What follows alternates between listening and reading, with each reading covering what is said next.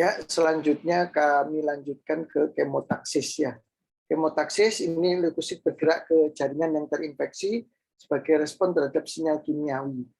Geraknya memiliki beberapa tahap ya, mengikuti mekanisme amoeboid ya. Didorong protein dari sitoskeleton membentuk pseudopodia, sementara pseudopodia berfungsi sebagai jangkarnya. Protein sitoskeleton berkontraksi memeras isi sel menuju pseudopodia. Pseudopodia terisi sitoplasma dan organel membentuk sel baru yang sudah mengalami translokasi, pindah lokasi ya. Sisa badan sel yang lama diserap dan pseudopodia baru membesar untuk mengawali tahap berikutnya. Ya, nah, ini ya. Jadi awal dia berikatan dengan integrin yang ada di endotel. Ya. Integrinnya dari L-selektin, P-selektin, ICAM1 ya, sama LFA1.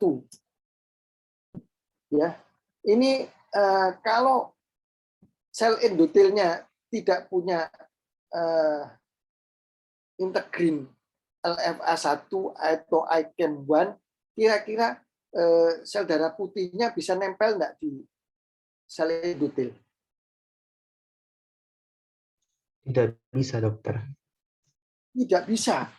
Ya, itu yang terjadi pada kondisi kelainan genetik ya, kelainan genetik yang tidak terbentuk LFA1 maupun ICAM1, ICAM2. Dampaknya apa? Individu yang tidak terbentuk integrin LFA1, ICAM1, ICAM2, dampaknya kira-kira apa?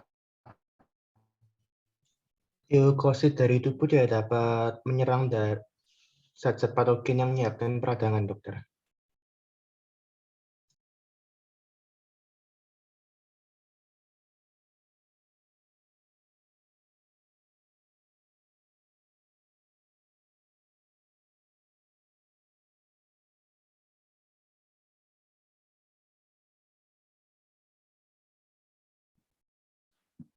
Iya, tidak bisa. Leukositnya tetap tidak terjadi infeksi dan sulit ya bentuknya ya, LFA1. Faktor kemotaktiknya diantaranya kemokin, stabil dalam ikatan disulfida, kemudian ada fragmen komplement C5A, tidak kecil dari bakteri, N-formyl metionil leucil fenilalanin ya, dan leukotrien. Ya. Leukotrien tadi terbentuk dari mana? Jeremy?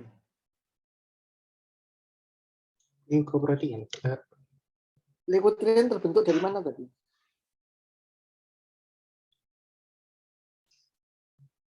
Benedicto? Kalau tidak salah dari hasil reaksi dengan antigen, dokter.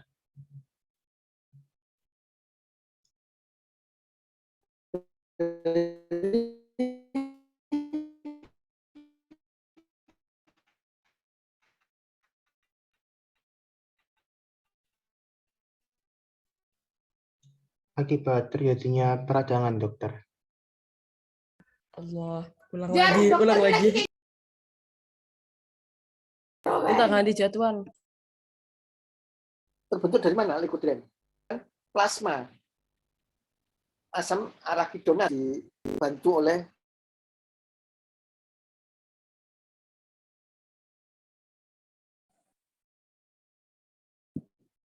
ya maaf terputus lagi ya.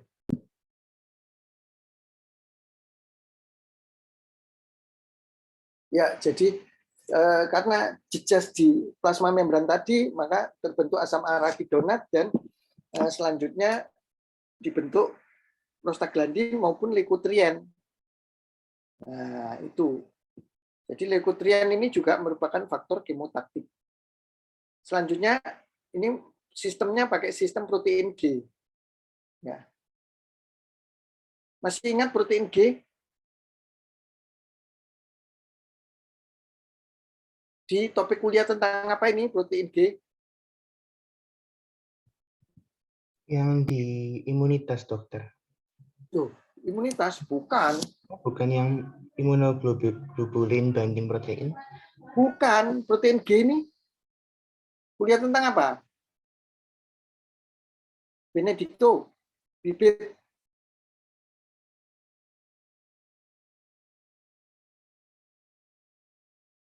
Ya, coba nanti dibuka lagi. Kuliah biokimia tentang komunikasi sel. Komunikasi antar sel. Jadi komunikasinya lewat second messenger, ya ini pakai reseptor protein G. Ya, jadi ada reseptor protein G.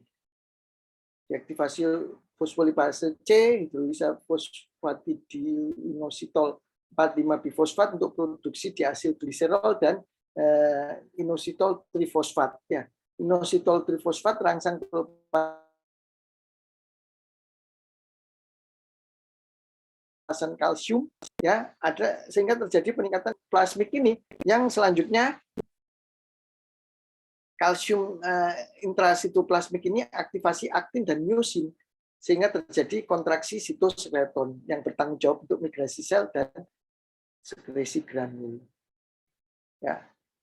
Jadi kemokin tadi ditangkap oleh protein G, leukotrien segala macam ditangkap oleh protein G. Diasil gliserol bersama dengan kalsium merangsang protein kinase C, picu translokasi dari sitosol ke membran plasma, ya, di mana akan mengkatalisa reaksi fosforilasi beberapa protein yang terlibat dalam proses respiratory burst. Ya, proses respiratory burst menghasilkan apa?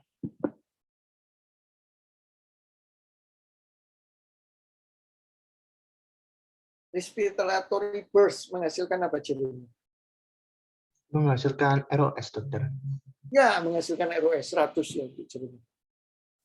Ya, jadi messenger tangkap oleh reseptor. Nah, ini protein G seperti ini kan. Ya. G alfa selanjutnya G alfa dengan GDP diganti dengan GTP, guanosin trifosfat. Selanjutnya G alfa ini berikatan dengan fosfolipase C, ya. Nah, ini terus dibentuk fosfatidil inositol trifosfat, ya. Nah, ini yang memicu dikeluarkannya kalsium intrasel ini dari endoplasmik retikulum, kalsiumnya dikeluarkan ke intrasitoplasma. Kalsium yang tinggi ini nanti selanjutnya ditangkap oleh sitoskeleton, aktin dan myosin dari sitoskeleton untuk melanjutkan proses kontraksi sitoskeleton. Ya, itu yang terjadi, ya. Integrin dan selektin, glikoprotein transmembran. Integrin terdiri dari subunit alfa beta berikatan non kovalen. Tiap subunit mengandung segmen ekstrasel, transmembran, dan intrasel. Ekstrasel berikatan dengan protein permukaan sel yang memiliki urutan arginin, glisin, ASP. Domain intrasel berikatan dengan beberapa protein sitoskeleton seperti aktin dan vinkulin. Ya. Integrin membantu integrasikan respon leukosit, gerakan, dan fagositosis. Ya. Nah, tipe 1 leukosit adhesion deficiency tidak terbentuk ini. Tidak terbentuknya subunit beta 2 dari LFA1, MEC1 dalam neutrofil, ya, dan P150,95 CD11C, CD18 dalam makrofag. Ini akan ganggu kemampuan adhesi leukosit ke sel endotel tahap 1 diabetes, sehingga hanya sedikit sel darah putih di jaringan yang terinfeksi. Akibatnya orangnya jadi mudah terinfeksi. Ya. Sampai di sini ada pertanyaan?